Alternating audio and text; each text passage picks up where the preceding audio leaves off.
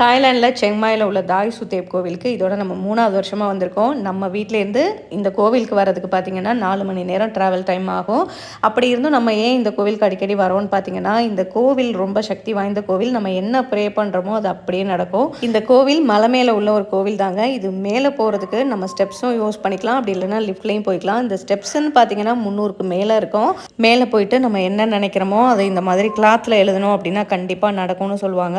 அதோட வந்துட்டு புத்தா கிட்ட பார்த்தீங்கன்னா மாங்க் இருப்பாங்க, நம்மளை ஆசீர்வாதம் பண்ணுவாங்க. அதே மாதிரி நம்ம கையில் கட்டுறதுக்கும் கயிறெல்லாம் கொடுப்பாங்க. நம்ம கீழே இருந்து வரும்போதுமே பெல்லெல்லாம் விற்பாங்க. அதில் வந்துட்டு நம்மளோட நேமோ அப்படி இல்லைன்னா நம்ம என்ன நினைக்கிறோமோ அதை எழுதி அங்கே மாட்டி விடணும். புத்தாக்கு வைக்கிறதுக்கு அங்கேயே ஃப்ளவர்ஸ் கேண்டில்லாம் இருக்கும். ஸோ அதை எடுத்துகிட்டு நம்ம ஸ்லோகம் சொல்கிறதுக்கு அங்கேயே ஒரு ஷீட்டும் இருக்கும்.